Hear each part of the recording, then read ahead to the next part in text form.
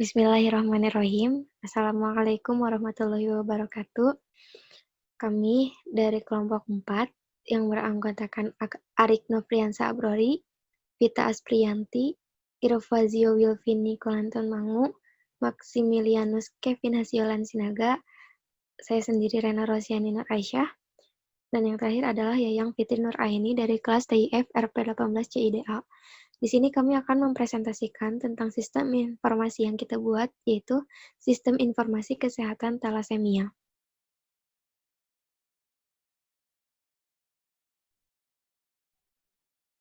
Yayang Fitri Nuraini akan menjelaskan tentang latar belakang Sistem Informasi Kesehatan Thalassemia. Perkembangan sistem informasi sekarang sangat cepat dan pesat. Tidak sedikit yang menggunakan sistem informasi untuk memudahkan sesuatu pekerjaan. Sistem informasi tidak hanya digunakan untuk menampilkan informasi saja, namun dapat digunakan untuk berdialog dengan data sehingga memberikan informasi dalam dunia kesehatan. Penggunaan sistem informasi di dunia medis sangat banyak, namun masih banyak orang yang belum memanfaatkan sistem informasi untuk mendapatkan informasi tentang dunia kesehatan, khususnya tentang informasi kesehatan penyakit thalassemia. Pembuatan sistem informasi kesehatan thalassemia ini dikarenakan minimnya informasi tentang kesehatan. Salah satunya adalah penyakit thalassemia. Banyak orang yang belum paham dan tahu tentang apa itu thalassemia, bagaimana cara mengobatinya, dan lain-lain. Oleh karena itu, kelompok kami merancang sebuah sistem informasi berupa aplikasi tentang kesehatan thalassemia.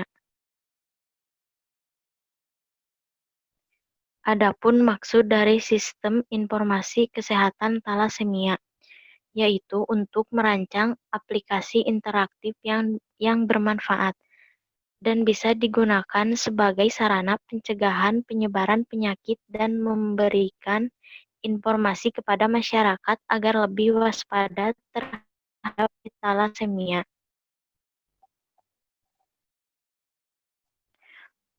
Tujuannya yang pertama, informasi obat, interaksi, dosis, dan efek samping obat kepada pasien.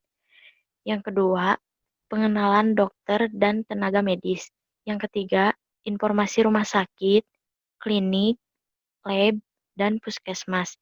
Yang keempat, untuk memberikan informasi penyakit thalassemia seperti gejala, penyebab, diagnosis, pengobatan, dan pencegahannya kepada pasien, di mana jika terjadi kasus penanganan pertama bisa diutamakan. Yang kelima, chat dokter dan forum tanya jawab online seputar dunia kesehatan.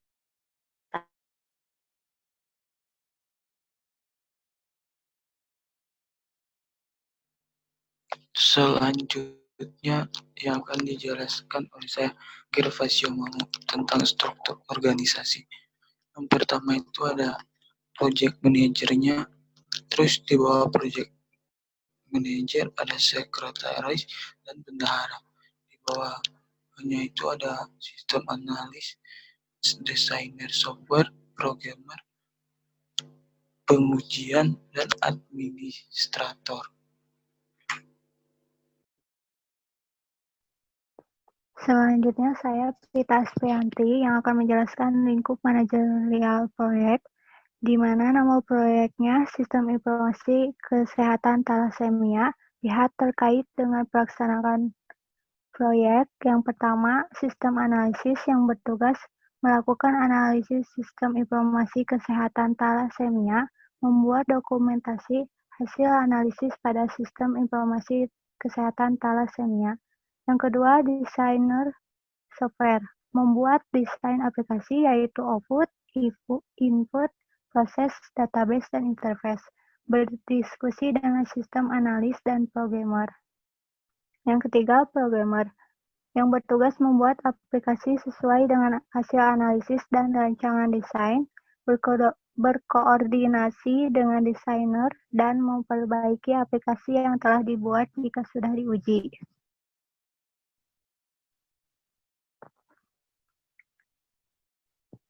Dan yang keempat, administrator bertugas melaksanakan administrasi proyek yang dibuat, mendokumentasikan arsip-arsip yang berkaitan dengan administrasi.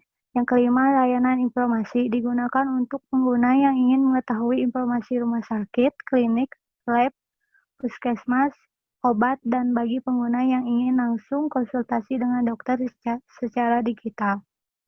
Yang keenam, customer atau pengguna. Pengguna dalam sistem informasi kesehatan thalassemia ini adalah masyarakat yang ingin mengetahui penyakit thalassemia seperti gejala-gejala, cara penyembuhan, obat-obatan, dan berkonsultasi dengan dokter. Dan yang ketujuh, dokter. Dokter bertugas untuk melayani pengguna yang ingin mengetahui lebih lanjut kesehatan thalassemia dan menerima pengguna yang ingin berkonsultasi.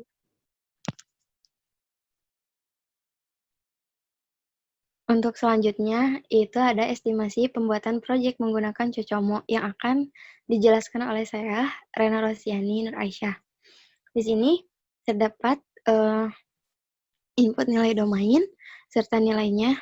Di sini ada tingkat levelnya, yaitu ada simple, average, dan kompleks. Dari input nilai domain, kita ada input pemakaian, di mana kita akan menginputkan data dokter yang bernilai 4 di average, input data pengguna bernilai 3 di simple, input data obat bernilai 4 di average, input data rumah sakit bernilai 4 di rumah sakit, di average, input data klinik bernilai 4 di average, input data lab bernilai 4 di average, input data puskesmas bernilai 4 di average, input informasi thalassemia bernilai 6 di kompleks, input review website bernilai 3 di simple, input rating website bernilai 3 di simple, dan input pencarian rumah sakit bernilai 5 di kompleks.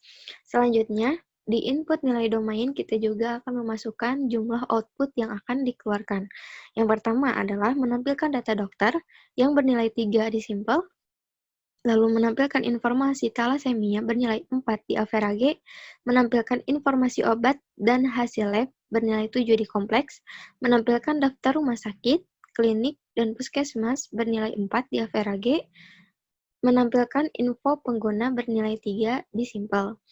Selanjutnya, di input nilai domain, kita juga akan memasukkan jumlah inquiry, di mana kita akan memasukkan review website bernilai 4 di simple, rating website bernilai 4 di simple, artikel kesehatan thalassemia dan komen artikel thalassemia bernilai 7 di average, dan pencarian rumah sakit bernilai 5 di average.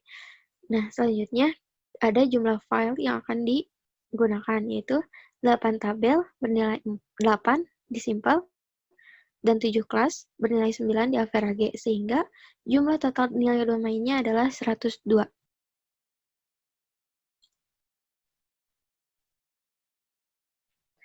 Selanjutnya, di sini adalah tabel faktor dan beserta bobot kepentingannya, di mana faktor-faktor ini terdapat 14. Yang pertama adalah backup dan recovery, bobot kepentingannya adalah 5, komunikasi data, bobot kepentingannya adalah 5, proses terdistribusi, bobot kepentingannya adalah 5, kepentingan performa, bobot kepentingannya adalah 5, keberadaan lingkungan operasi, bobot kepentingannya adalah 4, nil online data entry, bobot kepentingannya adalah 5, input melalui beberapa tampilan atau operasi, bobot kepentingannya adalah 4, pengupdatean file master secara online, bobot kepentingannya adalah 3, kompleksitas nilai domain tahap 1 yang sudah dijelaskan, bobot kepentingannya adalah 3, kompleksitas proses internal aplikasi, bobot kepentingannya adalah 5, perulangan atau reuse penggunaan kode, bobot kepentingannya adalah 3, ketersediaan rancangan untuk konversi dan instalasi, bobot kepentingannya adalah 3, Rancangan untuk pengulangan instalasi di lingkungan yang berbeda, bobot kepentingannya adalah 2, fleksibilitas bagi pemakai, bobot kepentingannya adalah 5.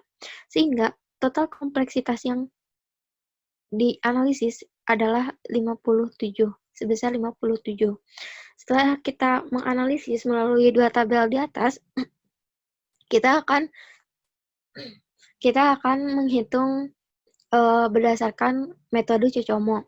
Yang pertama, kita harus menghitung dulu cost driver-nya.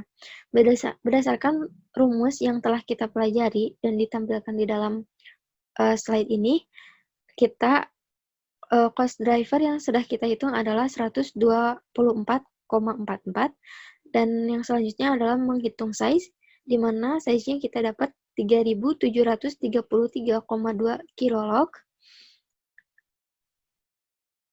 Lalu menghitung effort dan duration, di mana sebelum kita menghitung effort dan duration, kita juga harus menentukan tingkat aplikasi yang kita buat. Nah, tingkat aplikasi yang kita buat adalah semi-detected, di mana tabel rumusnya itu adalah CA 3, MA 1,12, CB adalah 2,5, MB adalah 0,35. Setelah itu kita akan menghitung effort-nya. Di sini, effort yang sudah kita hitung adalah 30.050,53876,5 man-month. Terus kita akan menghitung duration-nya. Duration yang telah kita hitung adalah hasilnya adalah 11.619,523018. Selanjutnya adalah kita menghitung productivity dan average staff, di mana kita akan dari perhitungan kita mendapatkan 0,3218685544. Terus kita akan menghitung average staff-nya berdasarkan rumus yang telah ditampilkan. Kita menghasilkan perhitungan yaitu 2,5862110,448, atau yang bisa disamaratakan menjadi 3 men atau 3 orang. Selanjutnya, saya Arik Nofriansah Abrori akan menjelaskan tentang material yang dibutuhkan oleh aplikasi ini, yaitu yang pertama adalah komputer server aplikasi. Nah, ini adalah komputer server yang menampung aplikasi, di mana kerangka kerja server aplikasi akan lunak untuk membangun server aplikasinya, untuk mengembangkan aplikasi lebih baik lagi untuk penggunanya dalam hal aplikasi kesehatan. Lalu ada komputer server database, di mana sebuah program komputer yang menyediakan layanan pengelolaan pangkalan data dan melayani komputer ataupun program aplikasi yang menampung semua data pengguna dan kesehatan. Selanjutnya ada laptop atau PC, difungsikan sebagai tempat kerja developer untuk mengerjakan dan memperbaiki sistem pada aplikasi kesehatan dan juga memperbarui pembaharuan sistem aplikasi secara rutin untuk menghindari terjadinya bug pada sistem aplikasi kesehatan ini. Lalu ada smartphone sebagai media percobaan di mana untuk mengetes seperti apakah ada bug, gagal, fungsi, dan lain-lain. Sebagaimana kinerja aplikasi kesehatan yang sebelum diresmikan menjadi aplikasi yang akan digunakan oleh masyarakat. Lalu ada internet, difungsikan sebagai penghubung komunikasi secara luas untuk bisa tersambungnya aplikasi dengan server aplikasi dan bisa membuka data informasi tentang kesehatan ini. Selanjutnya prediksi biaya honor yang akan saya jelaskan. Saya Gervasio Mamo. Gaji karyawannya 5 juta tiap bulan perorangan. Biaya FP-nya sama dengan gaji karyawan, sama dengan 5 juta dibagi 3.733,2 sama dengan 1,339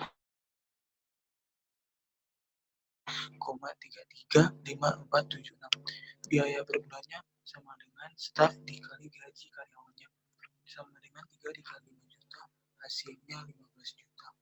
Jadi estimasi biaya totalnya sama dengan 15 juta dikali 12 durasi bulannya, sama dengan 180 juta.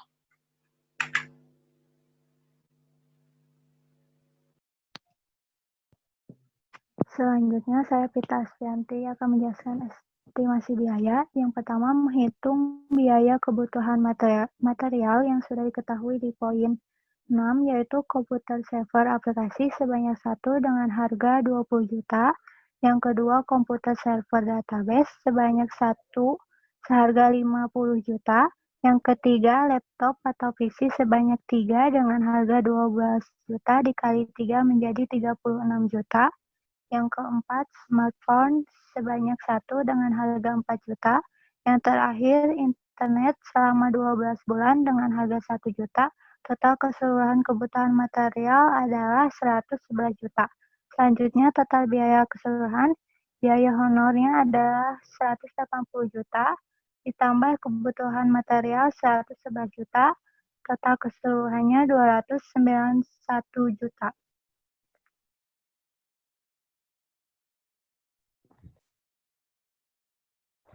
Ya, saya di sini Maximilianus Kevin Naselan Sinangga akan menjelaskan estimasi proyek menggunakan Gantt chart.